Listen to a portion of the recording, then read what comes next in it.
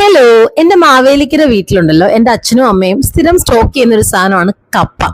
അപ്പൊ ഞാൻ ഇന്നിങ്ങനെ ഫ്രീ ആയിട്ടിരുന്നപ്പോൾ വിചാരിച്ചു എങ്കിൽ പാൽക്കപ്പ ഒന്ന് ഉണ്ടാക്കി ട്രൈ ചെയ്ത് നോക്കിയാലോ എന്ന്.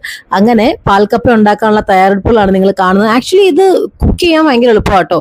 അപ്പം കപ്പയൊക്കെ ഇതേപോലെ ക്ലീൻ ആക്കി നല്ല ചെറുതായിട്ട് അരിയുക, അതാണ് ഫസ്റ്റ് സ്റ്റെപ്പ്. അതിനുശേഷം നമുക്ക് അതൊന്ന് വേവിക്കാനായിട്ട് വെള്ളം ഒഴിച്ച് ഉപ്പും കൂടിയിട്ട് വേവിക്കാനായിട്ട് വെക്കാം.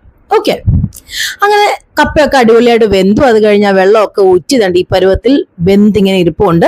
ഇനിയും കുറച്ച് പരിപാടികളേ ഉള്ളൂ. ഈ 3 ഐറ്റം ചെറിയ ഉള്ളി, മുളക്, വെളുത്തുള്ളി ഇതെല്ലാം കൂടെ ഒന്ന് ചതച്ചു തണ്ട് ഈ പരുവത്തിൽ നമ്മൾ എടുക്കും.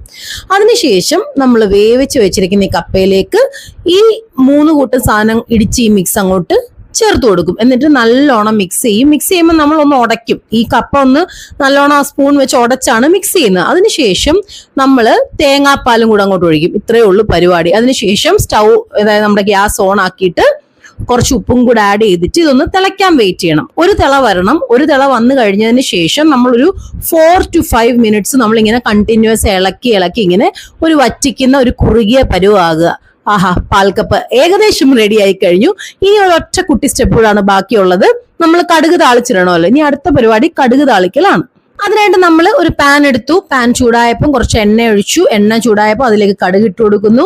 അതിനുശേഷം നമ്മൾ വറ്റൽ മുളക് ആഡ് ചെയ്ത് കൊടുക്കും. വറ്റൽ മുളക് അങ്ങോട്ട് കുറച്ചൊന്ന് ചൂടായി കഴിയുമ്പോഴത്തേനും നമ്മൾ അതിലേക്ക് ചെറിയ ഉള്ളി അരിഞ്ഞു വെച്ചതും കൂടെ ആഡ് ചെയ്ത് കൊടുക്കും. അതിനുശേഷം ചെറിയ ഉള്ളി തേണ്ട ഈ ഒരു യെല്ലോ കളർ അല്ലെങ്കിൽ ഒരു ബ്രൗൺ കളർ ആകുന്നതാണ് പരുവം. ഓക്കെ, അതിനുശേഷം നമ്മൾ ഈ താളിച്ച സാധനങ്ങളെല്ലാം കൂടെ എടുത്ത് നമ്മുടെ പാൽക്കപ്പയ്ക്കകത്തോട്ട് ഇട്ടിട്ട് നല്ലോണം ഇളക്കി കൊടുക്കുക. ആഹാ, പാൽക്കപ്പ റെഡി. ശരിക്കും ഉണ്ടല്ലോ, നല്ല ടേസ്റ്റ് ഉണ്ടായിരുന്നു. ഞാൻ പ്രിപ്പയർ ചെയ്തുകൊണ്ട് വെറുതെ പറയുമല്ല, നല്ല ടേസ്റ്റ് ഉണ്ടായിരുന്നു.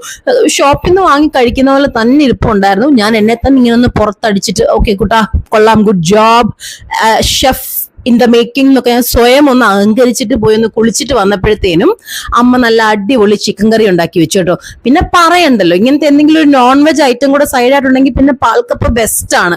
അപ്പൊ അമ്മയുടെ അടിപൊളി ചിക്കൻ കറിയും എന്റെ പാൽക്കപ്പയും കൂടെ ഞാനൊരു പിടി പിടിച്ചു. അസാധ്യ ടേസ്റ്റ് ആയിരുന്നു. ശരിക്കും ഞാൻ കടകളിൽ നിന്ന് വാങ്ങിച്ചു കഴിക്കുന്ന പോലെ തന്നെ ടേസ്റ്റ് കിട്ടി കേട്ടോ. അപ്പൊ എനിക്ക് എന്നോട് തന്നെ ഒരു അഭിമാനമൊക്കെ തോന്നി. അതുകൊണ്ട് ഞാനത് വീണ്ടും ഒന്ന് നിങ്ങളെയും കൂടെ അറിയിക്കാൻ വേണ്ടി പറയുന്നത് കേട്ടോ. അപ്പൊ എന്തായാലും എന്റെ പാൽക്കപ്പ പരീക്ഷണം കൊള്ളായിരുന്നു. അപ്പൊ പരീക്ഷിച്ച് നോക്കാത്തവർ ഒന്ന് പരീക്ഷിച്ചു നോക്കിയോ. ബൈ.